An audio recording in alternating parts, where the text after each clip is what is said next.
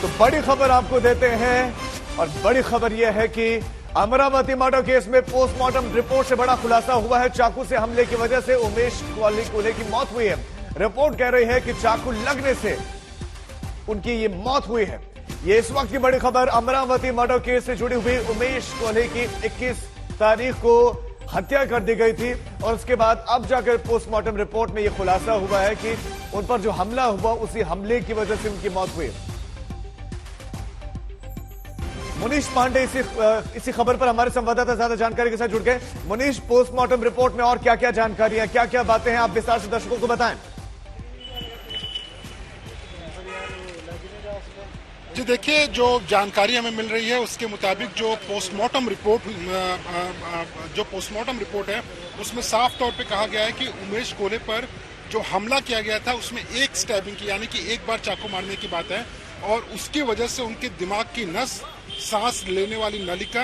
खाना खाने वाली नली और आंख की नस का डैमेज हुआ था और इसी की वजह से उनकी मौत हुई थी। और यह भी बताया गया पोस्टमार्टम रिपोर्ट में कि ये जो जख्म था वो 5 इंच चौड़ा, 7 इंच लंबा और 5 इंच गहरा था, यानी कि एक बार ऐसा वार किया गया जिसकी वजह से उमेश कोल्हे जो है उनकी मौत हो गई। कुल मिलाकर अगर इस पूरे मामले की बात करें तो पोस्टमार्टम रिपोर्ट एनआईए के लिए काफी महत्वपूर्ण होने वाला है, क्योंकि इसी के आधार पर वो जांच करेंगे कि आखिरकार जो इस मामले में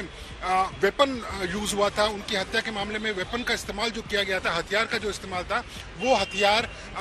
पूरे केस के लिए बहुत ज्यादा महत्वपूर्ण होने वाला है। लेकिन साथ ही मैं अपने दर्शकों को यह भी बताना चाहूंगा, इस वक्त हम लोग जहां पर मौजूद है यहाँ पर ठीक एनआईए की टीम मौजूद है और एनआईए की टीम यहाँ पर जो मुख्य आरोपी, 7वां आरोपी जिसकी गिरफ्तारी कल हुई थी, उस आरोपी की गिरफ्तारी के बाद में एनआईए की टीम यहाँ पर पहुंची है ताकि उनको अपनी कस्टडी में ले सके। लेकिन इससे भी ज्यादा महत्वपूर्ण यह है यहाँ पर कि जो एनआईए की टीम है ना सिर्फ कस्टडी में लेने वाली है बल्कि वो इस बात का भी पता लगाने वाले हैं कि आखिरकार पुलिस की तरफ से कोई चूक हुई थी या नहीं हुई थी, क्योंकि लगातार इस तरह के आरोप लग रहे थे कि 12 दिन हो जाने के बाद में, जिसमें कि इस मामले में सीसीटीवी सभी आरोपियों का पहले से ही पुलिस के पास में था, लेकिन जब एनआईए के पास में ये केस जाता है उसके बाद में इस मामले के मास्टरमाइंड की गिरफ्तारी होती है। इसके लिए लगातार पुलिस की जो कार्रवाई है, जो ढिलाई है उनकी, उसको लेकर भी सवाल खड़े हो रहे हैं और अब एनआईए ना सिर्फ इस मर्डर की जांच करेगी, पुलिसिया कार्यवाही पर, उनकी शैली पर तो सवाल उठ रहे हैं। लेकिन मुनीश, आप ये बताएं कि पोस्टमार्टम रिपोर्ट में शरीर के किस किस हिस्से पर जख्म, कुल कितने वार उन पर किए गए, ये सब डिटेल्स भी है?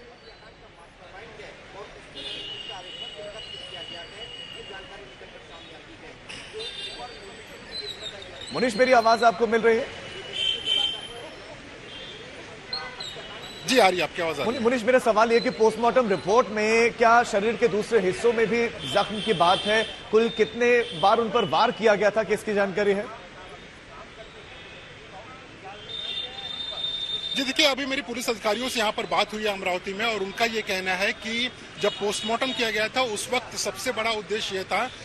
डॉक्टरों के लिए भी और पुलिस के लिए भी, इस बात का पता लगाना कि आखिरकार उनकी मृत्यु कैसे हुई थी। जहां तक स्टैबिंग की बात है या जख्म की बात है, जो एक गहरा जख्म है उनके शरीर पर, वो उस चाकू का निशान है जिसकी वजह से उनकी मौत हो गई और चाकू का निशान भी ऐसा था जिसकी वजह से उनकी कई नसें कट गई और खून का ज्यादा बहाव हुआ। ज्यादा बहाव होने की वजह से उनकी मौत हो गई और उनको बचा पाना किसी भी हालत में मुश्किल था। उसके अलावा जो बॉडी में दूसरे पार्ट्स की आप बात करें,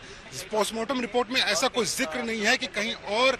गहरे जख्म की बात की गई हो। हालांकि पूरी पोस्टमार्टम रिपोर्ट अभी फिलहाल हमारे पास में मौजूद नहीं है, लेकिन किस वजह से उमेश कोल्हे की मृत्यु हुई उसकी डिटेल्स हमारे पास में है और उसमें साफ तौर पे कहा गया है कि एक जो